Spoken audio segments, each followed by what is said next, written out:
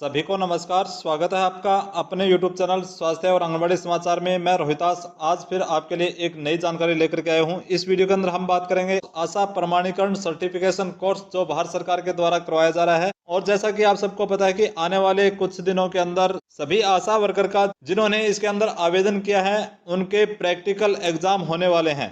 तो practical exam के अंदर आपसे क्या पूछा जाएगा, इसके अंदर आपको क्या तैयारियां करनी है, वो पूरी जानकारी आपको इसके अंदर देने वाला हूं। यदि आप मेरे चैनल पर पहली बार अभी तक आपने चैनल को सब्सक्राइब नहीं किया तो चैनल को सब्सक्राइब कर लेवें, बेल आइकन ऑन जरूर कर लेवें, क्योंकि जब भी मैं आपके लिए इस चैनल पर कोई इस प्रकार की नई जानकारी वाली वीडियो लेकर के आऊंगा तो आपके मोबाइल के अंदर एक नोटिफिकेशन आ जाएगा, एक मैसेज आ जाएगा कि आपके लिए इस चैनल पर कोई नया वीडियो डाला जा चुका है। तो जल्दी से चैनल को सब्सक्राइब करें, बेल आइकन ऑन करें। वीडियो अच्छा लगे तो वीडियो को लाइक जरूर कर देंगे और अपने साथ की सभी आशा बहनों के पास इस वीडियो को शेयर जरूर करेंगे। तो यहाँ पर आप देख पा रहे हैं आशा मॉड्यूल 6। आशा मॉड्यूल 6 का मतलब है कि आपकी जो आशा मॉड्यूल 6 की ट्रेनिंग हुई थी उस ट्रेनिंग के अंदर दक्षताएं जो जीवन रक्षा कर सके, यानी आपको इस प्रकार की दक्षताएं सिखाई गई थी। तो उन दक्षताओं का आपका यहाँ पर प्रैक्टिकल एग्जाम होगा। तो वीडियो के अंदर बने रहेंगे, एक एक पॉइंट आपको अच्छे से समझाऊंगा, एक एक पॉइंट आपको अच्छे से बताऊंगा कि आपको प्रैक्टिकल एग्जाम के अंदर क्या पूछा जाएगा और आपको किन बातों का ध्यान रखना होगा। तो यहाँ पर आप देख पा रहे हैं दक्षताएं जो जीवन रक्षा कर सके। अब ये दक्षताएं कौन सी है जिसका आपको प्रैक्टिकल एग्जाम देना है वो आप ध्यान से देखेंगे। तो ये आशा वर्कर का मॉड्यूल 6 और 7 की जो बुक थी उसके अंदर से आपसे पूछा जाएगा। तो यहाँ पर आप देख पा रहे हैं। तो चलो इसके साथ साथ आपको बता देता हूँ कि इसके अंदर आपको क्या बताया गया था कि आशा की भूमिका क्या होती है, आशा के कार्य क्या है, आशा कार्यक्रम के मापनीय परिणाम कौन से होते हैं, आशा के लिए अनिवार्य कौशल कौन से होते हैं, आशा को सफल बनाने के गुण, घरों का दौरा, ग्राम स्वास्थ्य एवं पोषण दिवस, आशा द्वारा रखे जाने वाले रिकॉर्ड, आशा के लिए सहयोग एवं पर्यवेक्षण। ये सभी पॉइंट आपको मॉड्यूल 6 और 7 की ट्रेनिंग के अंदर बताए गए थे। इसके अलावा भाग 6 के अंदर माँ का स्वास्थ्य आप देख पा रहे हैं, नवजात शिशु का स्वास्थ्य देख पा रहे हैं। इन सभी के बारे में आपको आशा मॉड्यूल 6 की ट्रेनिंग के अंदर समझाया गया था, पढ़ाया गया था और उसी के अंदर से अब आपके प्रैक्टिकल एग्जाम होने वाले हैं। आगे देखेंगे। तो इसके अंदर थी आशा की भूमिका। तो सबसे पहले आपसे प्रैक्टिकल एग्जाम के अंदर जो पूछा जा सकता है वो ये है कि आशा की भूमिका क्या होती है। तो सभी को याद रख लेना चाहिए कि आशा को स्वास्थ्य की देखभाल के लिए जिम्मेदार कार्यकर्ता कहा जाता है, जो सीमित मात्रा में स्वास्थ्य की देखभाल से संबंधित सेवाएं प्रदान करती है। स्वास्थ्य का अधिकार उसके कार्य का अभिन्न हिस्सा होता है, जिसमें उसे स्वास्थ्य में सुधार और स्वास्थ्य संबंधी सेवाएं प्राप्त करने के लिए समुदाय को प्रेरित करने तथा स्वास्थ्य कार्यक्रमों में लोगों की भागीदारी बढ़ाने पर ध्यान देना होता है। तो अब आपसे पूछा जा सकता है कि आशा के कार्य कौन कौन से होते हैं। तो यहाँ पर आशा के कुल 5 काम होते हैं। 5 काम के अंदर पहला होता है घरों का दौरा, नंबर 2 होता है ग्राम स्वास्थ्य एवं पोषण दिवस VHND में भाग लेना, नंबर 3 है स्वास्थ्य केंद्र में जाना और नंबर 4 ग्राम स्तरीय बैठकों का आयोजन करना, नंबर 5 रिकॉर्ड बनाने होंगे। तो ये 5 काम आपको वहां पर प्रैक्टिकल एग्जाम के अंदर पूछा जाए तो आपको बताना है कि आशा के ये 5 काम होते हैं। ये 5 काम आपको याद कर लेने चाहिए। इसके अलावा आशा कार्यक्रम के मापनीय परिणाम, आशा कार्यक्रम के मापनीय परिणाम कितने होते हैं। यह 5 कार्य करते समय आशा को निम्नलिखित के बारे में भी सुनिश्चित करना होगा। तो आपसे पूछा जाए कि आशा कार्यक्रम के मापनीय परिणाम क्या है, तो आपको बताना है माता का स्वास्थ्य, नवजात शिशु और शिशु का स्वास्थ्य और तीसरा है रोग नियंत्रण। तो आशा के मापनीय परिणाम 3 होंगे, ये आपको बताने हैं। इसके बाद आता है आशा के लिए अनिवार्य कौशल। तो आशा के अनिवार्य कौशल कितने हैं, वो 6 हैं और 6 के अंदर क्या होंगे, माता की देखभाल, नवजात शिशु की घर पर देखभाल, नंबर 3 है शिशु की देखभाल और नंबर 4 पोषण, नंबर 5 संक्रामक रोग और इसके अंदर आपका नंबर 6 होगा सामाजिक प्रोत्साहन। आशा के अनिवार्य कौशल 6 होंगे। तो यहाँ पर आपको प्रैक्टिकल एग्जाम और मौखिक एग्जाम के अंदर जो पूछे जा सकते हैं वो प्रश्न मैंने बताए हैं। तो आशा के कार्य कितने होते हैं, तो आशा के कार्य आप बताएंगे 5 होते हैं। आशा के मापनीय परिणाम कितने होते हैं, तो आशा के मापनीय परिणाम 3 होते हैं और आशा के अनिवार्य कौशल कितने होते हैं, आशा के अनिवार्य कौशल 6 होते हैं। ये मैंने अभी तक आपको बताया। इसके अलावा आपसे पूछा जा सकता है कि आशा द्वारा रखे जाने वाले रिकॉर्ड कौन कौन से होते हैं। तो आपको बताने हैं आशा द्वारा रखे जाने वाले रिकॉर्ड मुख्य रूप से 3 होते हैं। उसके अंदर 1 नंबर होता है ग्राम स्वास्थ्य रजिस्टर, 2 नंबर होता है आशा डायरी और 3 नंबर होता है दवा पेटी का रजिस्टर। तो ये 3 रिकॉर्ड आशा को रखने अनिवार्य होते हैं। इसके अलावा देखेंगे, अब यहाँ पर ध्यान देंगे आपसे जो प्रैक्टिकल एग्जाम के अंदर पूछा जाएगा उसके अंदर सबसे पहला प्रशिष्ट एक यहाँ पर आपको दिखाई दे रहा है, आशा औषधि किट का स्टॉक कार्ड। तो आशा औषधि किट का स्टॉक कार्ड कैसे फिलअप करते हैं, कैसे भरते हैं, ये आपसे पूछा जा सकता है। तो इधर आएगा औषधि का नाम, आपको जो औषधि मिलते हैं, जो दवाइयाँ मिलती हैं उनका नाम आपको यहाँ पर भरना होता है। उसके बाद संकेत चिन्ह आपको दिखाई दे रहा है। तो संकेत चिन्ह मैं आगे आपको बताऊंगा कि आगे संकेत चिन्ह के अंदर क्या आएगा। यहाँ पर आपका आता है शेष यानी वो दवाइयां आपके पास शेष कितनी है। मान लीजिए आपको यहाँ पर पैरास्टामोल टेबलेट दी गई है, तो पैरास्टामोल टेबलेट आपके पास अभी शेष कितनी है, दोबारा भरवाई गई, अपने सप्लाई के अंदर दोबारा कब ली, उसके बाद फिर शेष अगले महीने का आ गया, उसके बाद अगला महीना जब शुरू होता है तो उस अगले महीने के शुरुआत के अंदर आपके पास शेष दवाइयां कितनी बची है और उस महीने में आपने दोबारा कब भरवाई है, उसके बाद तीसरे महीने के अंदर शेष कितनी बची और दोबारा कब भरवाई, इसी प्रकार चौथे महीने के अंदर शेष कितनी बची और दोबारा कब भरवाई। तो इसी प्रकार आपके 12 महीने के कॉलम आपको बनाने होंगे और इस प्रकार आपको रिकॉर्ड रखना होगा। तो यहाँ पर लिखा हुआ है शेष दोबारा भरने के समय किट में पहले से बची शेष औषधियां, बताई गई औषधियां सप्लाई को लेने के बाद, यानी आपके पास शेष कितनी बची है और आपने जो सप्लाई ली है उसके बाद आपके पास कितनी बची है, वो जोड़ करके आपको शेष वाले कॉलम में भरनी होगी। इसके बाद आता है दोबारा भरवाई गई, तो इसके अंदर आपको क्या लिखना है, किट में दोबारा रखी गई औषधियां, यानी इस महीने आपके पास पैरास्टामोल टेबलेट जो थी वो आपके पास 10 थी और आपने इस महीने और ले ली है 15 और ले ली है, तो यहाँ पर 10 और यहाँ पर 15 आ जाएगा।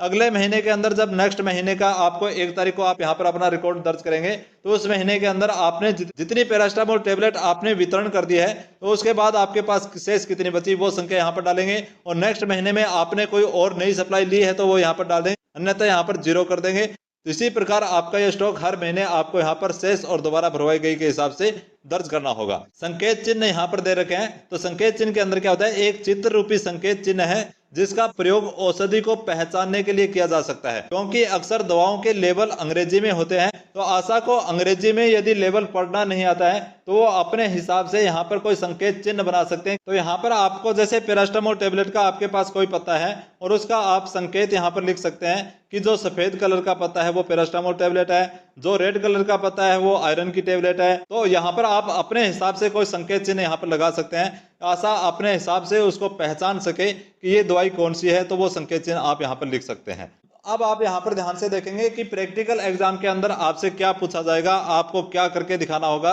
तो यहाँ पर आपको एक निश्चय किट दी जाएगी, तो निश्चय किट द्वारा गर्भ की जांच करने के निर्देश, तो आपको निश्चय किट से जांच कैसे करते हैं वो वहां पर लाइव डेमो करके दिखाना होगा कि निश्चय किट से आप जांच किस प्रकार से करेंगे। तो यहाँ पर आप देखेंगे निश्चय किट में निम्नलिखित वस्तुएं शामिल होती है। तो आपके पास क्या होता है, एक निश्चय किट होती है, उसके अंदर जांच कार्ड होता है, ये सबको पता है। नंबर 2, इसके अंदर डिस्पोजेबल केवल एक बार प्रयोग के लिए ड्रॉपर होता है और नंबर 3, उसके अंदर नमी सोखने वाला पैकेट, जांच के लिए आवश्यकता नहीं होगी, यानी नमी सोखने के लिए उसके अंदर एक पैकेट रखा हुआ होता है। तो जब निश्चय किट का पैकेट आप ओपन करते हो तो उसके अंदर से आपको ये 3 आइटम वहां पर मिलेंगे। उसके अंदर होगा जांच कार्ड, डिस्पोजेबल ड्रॉपर और नमी सोखने वाला पैकेट। अब आपको वहां पर जांच करके दिखाना है तो आपको किन किन बातों का ध्यान रखना है, एक एक पॉइंट ध्यान से समझेंगे। तो सबसे पहले आप यहाँ पर देख पा रहे हैं निश्चय किट है, तो निश्चय किट के अंदर आपको बताना होगा कि प्रातः काल उठते ही एक साफ और सूखी कांच या प्लास्टिक की बोतल में पेशाब जमा करें, यानी आपको पेशाब का सैंपल लेना है और वो सैंपल किस में लेंगे,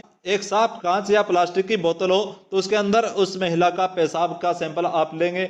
उसके बाद इसमें 2 बूंद पेशाब नमूना कूप में डाल दें, यानी इस यहाँ पर जो कूप बना हुआ है यहाँ पर आप ड्रॉपर से 2 बूंद इसके अंदर डालेंगे और 5 मिनट प्रतीक्षा करेंगे। तो आपको वहां पर लाइव डेमो करके दिखाना है, प्रैक्टिकल करके दिखाना है कि हमारे पास एक निश्चय किट है, उस निश्चय किट को ओपन करने से पहले हम महिला से पेशाब का सैंपल लेंगे और सैंपल लेने के लिए हमारे पास एक साफ कांच की या प्लास्टिक की बोतल होगी और उस सैंपल के अंदर से ड्रॉपर के द्वारा पेशाब का सैंपल लेकर के और यहाँ पर जो कूप बना हुआ है उसके अंदर 2 बूंद डालेंगे और 2 बूंद डालने के बाद 5 मिनट तक प्रतीक्षा करेंगे, ये आपको बताना होगा। उसके बाद नेक्स्ट पॉइंट आपको क्या बताना है, यदि परीक्षण क्षेत्र टी में 2 जामुनी रेखाएं दिखाई दे तो इसका अर्थ है कि महिला गर्भवती है। यहाँ पर आप देख पा रहे हैं 2 जामुनी रेखाएं, एक रेखा यहाँ पर है, एक रेखा यहाँ पर, ये 2 रेखाएं यहाँ पर आ जाती है तो आप उनको बताएंगे ये महिला प्रेग्नेंट है, गर्भवती है। कि यदि वह गर्भ रखना चाहती हो तो उसे प्रसव पूर्व जांच कराने का परामर्श देंगे। यदि वह इस बार गर्भ नहीं रखना चाहती तो उसे सुरक्षित तरीके से गर्भपात करवाने की सलाह देंगे। उसके बाद आपको तीसरा पॉइंट यहाँ पर देखेंगे, यदि परीक्षण क्षेत्र टी में केवल एक जामुनी रेखा दिखाई दे तो इसका अर्थ हुआ कि महिला गर्भवती नहीं है, यानी आपको यहाँ पर एक रेखा दिखाई दे रही है, यदि एक ही रेखा यहाँ पर दिखाई दे तो इसका मतलब आप उसको बोलोगे कि आप प्रेग्नेंट नहीं है, वो महिला गर्भवती नहीं है। उसे परिवार नियोजन के तरीकों के बारे में बताएं और सबसे उपयुक्त तरीका चुनने में उसकी मदद करेंगे, ये आपको वहां पर प्रैक्टिकल में बोल करके बताना होगा। उसके बाद है, यदि परीक्षण क्षेत्र टी में कोई रंगीन रेखा न दिखाई दे तो अगले दिन सुबह एक नया गर्भ जांच कार्ड लेकर के और दोबारा जांच करेंगे। तो यहाँ पर इस चीज का आपका प्रैक्टिकल होगा कि आपको एक निश्चित निश्चय किट दे दी जाएगी वहां पर कि आप निश्चय किट के द्वारा किस प्रकार से महिला की जांच करेंगे वो आप करके बताएं। तो आपको यहाँ पर इस प्रकार से स्टेप बाय स्टेप बताना होगा कि सबसे पहले महिला को हम एक सूखी कांच की या प्लास्टिक की बोतल देंगे, उसके अंदर वो अपना पेशाब का सैंपल लेकर के आएगी और उस पेशाब के सैंपल से हम ड्रॉपर के द्वारा 2 बूंद इस कूप के अंदर डालेंगे और कूप में डालने के बाद हम 5 मिनट तक प्रतीक्षा करेंगे। 5 मिनट प्रतीक्षा करने के बाद हम देखेंगे यहाँ पर 2 जामुनी रेखा आती है, तो इसका मतलब है कि वो महिला गर्भवती है। अब हम उस महिला से पूछेंगे कि आप गर्भ रखना चाहती हैं। यदि वह गर्भ रखना चाहती है तो उसकी प्रसव पूर्व जांच करने के लिए परामर्श देंगे, और वह गर्भ रखना नहीं चाहती है तो उसे हम सुरक्षित तरीके से गर्भपात कराने की सलाह देंगे। ये तो आ गया आपका पॉजिटिव का। उसके बाद दूसरे परिणाम के बारे में आप बताएंगे। यदि जांच के बाद एक जामुनी रेखा यहाँ पर दिखाई देती है तो हम उस महिला को बोलेंगे कि आप गर्भवती नहीं है, और उसके बाद उसको परिवार नियोजन के तरीके के बारे में भी बताएंगे और सबसे उपयुक्त तरीका चुनने के लिए उनको सलाह देंगे।